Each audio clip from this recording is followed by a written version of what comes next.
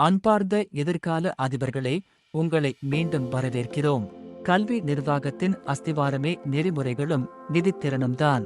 இன்று அதிபர் சேவை பரீட்சையின் மிக முக்கியமான பகுதிகளான கல்வி நெறிமுறைகள் மற்றும் நிதி நிர்வாகம் ஆகியவற்றை மையமாக கொண்ட 2 சிக்கலான விடய ஆய்வுகளை கேஸ் ஸ்டடீஸ் நாம் அலச இருக்கிறோம்.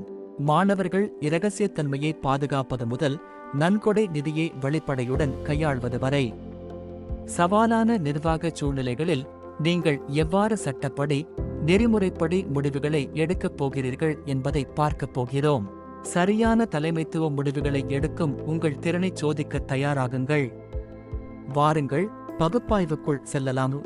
விடய ஆய்வு 1, கல்வி நெறிமுறைகள் மற்றும் இரகசியத்தன்மை. கேள்வி: நீங்கள் ஒரு கலவன் பாடசாலையின் அதிபர். 10ஆம் வகுப்பு மாணவர் ஒருவர் தொடர்ந்து பாடசாலைக்கு வராமல் இருக்கிறார். உங்களின் பிரதி அதிபர், டெப்யூட்டி பிரின்சிபல் மற்றும் ஆலோசனை ஆசிரியர், கவுன்சலிங் டீச்சர் மேற்கொண்ட விசாரணையில் அம்மாணவர் குடும்பத்தில் உள்ள தீவிரமான வறுமை மற்றும் பெற்றோரின் நோய் காரணமாக அவர் பகுதி நேர வேலைக்கு செல்ல வேண்டிய கட்டாயத்தில் இருக்கிறார் என்பது தெரிய வருகிறது. அம்மாணவரை பாடசாலையில் இருந்து விலக்க வேண்டும் என சில ஆசிரியர்கள் மற்றும் பாடசாலை குழு உறுப்பினர்கள் வற்புறுத்துகிறார்கள்.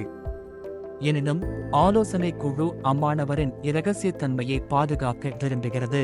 கல்வி நெறிமுறைகள் மாணவர்களின் உரிமை மற்றும் பாடசாலையின் கடமை ஆகியவற்றின் அடிப்படையில் அதிபராக நீங்கள் இச்சவாலை எவ்வாறு கையாள்வீர்கள்?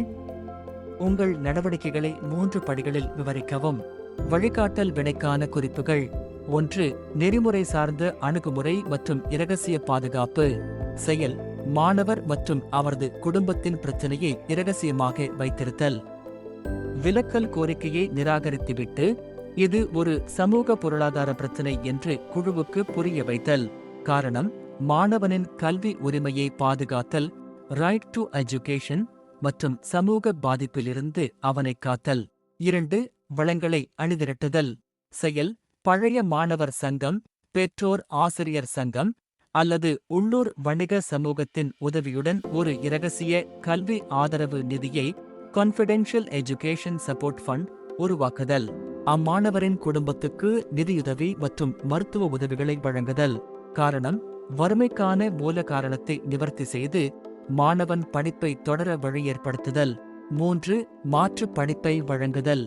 செயல்: மாணவர் வேலையை தொடர வேண்டியிருந்தால் கல்வி அமைச்சின் வழிகாட்டுதலின்படி தொலைதூர கல்வி, டிஸ்டன்ஸ் லர்னிங் அல்லது பகுதி நேர கல்வி முறைகளை அறிமுகப்படுத்தி பரீட்சைக்கு மட்டும் அவர் பாடசாலைக்கு வருவதை உறுதி செய்தல்.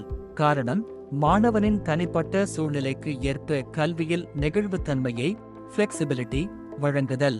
விடய ஆய்வு 2, கல்வி நிதி நிர்வாகம் மற்றும் வெளிப்படைத்தன்மை. கேள்வி: உங்கள் பாடசாலையில் அண்மையில் புதிய விஞ்ஞான ஆய்வுக்கூடம், சயின்ஸ் லேபரேட்டரி அமைப்பதற்காக பழைய மாணவர் சங்கம் ஒரு பெரிய தொகையை நன்கொடையாக வழங்கியுள்ளது. அதிபராகிய நீங்கள் இந்த நிதியை மிகவும் திறமையாக நிர்வகிக்கிறீர்கள். இருப்பினும் சில ஆசிரியர்கள் மற்றும் பெற்றோர் குழு நிதி செலவினங்களில் வெளிப்படைத்தன்மை, டிரான்ஸ்பெரன்சி இல்லை என்றும் நீங்கள் தனியாக முடிவுகளை எடுப்பதாகவும் புகார் எழுப்புகிறார்கள். இந்த புகார்களை சமாளித்து நன்கொடை நிதியை சட்டப்படி மற்றும் நெறிமுறைகளின்படி பயன்படுத்துவதை உறுதிப்படுத்த கல்வி நிதி நிர்வாகத்தில் நீங்கள் எடுக்கும் 3 முக்கிய நடவடிக்கைகள் யாவை? வழிகாட்டல் வினைக்கான குறிப்புகள். 1. தனி நிதி முகாமைத்துவ குழுவை அமைத்தல். செயல்: ஆய்வுக்கூட திட்டத்திற்காக அதிபர், தலைவர், கணக்காளர், பாடசாலை குழு உறுப்பினர் மற்றும் பழைய மாணவர் சங்க பிரதிநிதி ஆகியோரை கொண்ட ஒரு தற்காலிக நிதி முகாமைத்துவ குழுவை உருவாக்குதல். காரணம்: முடிவெடுப்பதில் பல தரப்பினரின் பங்களிப்பை உறுதி செய்தல் மற்றும் தனிநபர் முடிவுகளை தவிர்த்தல். 2. வெளியிணைக்கும் செலவின அறிக்கையை வெளியிடுதல். செயல்: நன்கொடை நிதிக்காக ஒரு தனி வங்கி கணக்கை நிர்வகித்தல். அனைத்து செலவினங்கள், கொட்டேஷன்ஸ், பில்கள், கொள்முதல் ஆணைகள் குறித்த விரிவான மாதாந்திர அறிக்கையை தயாரித்து அதனை பாடசாலை அறிவிப்பு பலகையில் மற்றும் பாடசாலை இணையதளத்தில் இருந்தால் வெளியிடுதல். காரணம்: நிதியில் முழுமையான வெளிப்படைத்தன்மையை கொண்டு வருதல் மற்றும் ஊழல் புகார்களுக்கு இடமளிக்காமல் இருத்தல். 3 ஆய்வுக்கூட கொள்வனவுக்கு ஏல நடைமுறையை பின்பற்றுதல். செயல் ஆய்வுக்கூட உபகரணங்கள் மற்றும் கட்டுமான பணிகளுக்கு அரசாங்க நிதி விதிமுறைகளின்படி 3க்கும் மேற்பட்ட எழுத்துமூல கொட்டேஷன்களை ரிட்டன் கொட்டேஷன்ஸ் பெறுதல். தரமான மற்றும் செலவு குறைந்த தெரிவை வெளிப்படையாக தெரிவு செய்தல். காரணம், நிதிச் சட்டங்களை பின்பற்றுதல் மற்றும் சிறந்த செலவுத்திறன் காஸ்ட் எஃபெக்டிவ்னஸ் மூலம் பொது பணத்தை கையாளும் நெறிமுறைகளை பாதுகாத்தல். இந்த ஆழமான விடய ஆய்வுகள் பகுப்பாய்வு நிறைவு பெறுகிறது. ஒரு அதிபரின் வெற்றி என்பது அவரது நிர்வாக திறமையில் மட்டுமல்ல, அவர் கடைபிடிக்கும் நெறிமுறைகள் மற்றும் அவர் பேணும் வெளிப்படைத்தன்மையிலும் தான் உள்ளது. கல்வி நெறிமுறைகள் மற்றும் நிதி நிர்வாகத்தில் நீங்கள் காட்டும் நேர்மையும் திறமையும் தான் உங்கள் பாடசாலையின் நீண்டகால நற்பெயரையும் வளர்ச்சியையும் உறுதி செய்யும். உங்கள் தயாரிப்பு பயணத்தில் நாங்கள் உங்களுக்கு தொடர்ந்து உதவ தயவுசெய்து இந்த வீடியோவை லைக் செய்யுங்கள். மேலும் பல பயனுள்ள உள்ளடக்கங்களை பெற எமது சேனலை சப்ஸ்கிரைப் செய்து கொள்ளுங்கள். உங்களது தலைமைத்துவ இலக்குகளை அடைவதற்கு தேவையான அனைத்து அறிவையும் பெற்று பரீட்சையை எதிர்கொள்ளுங்கள். மீண்டும் ஒரு வெற்றிகரமான பகுப்பாய்வில் சந்திக்கும் வரை நன்றி.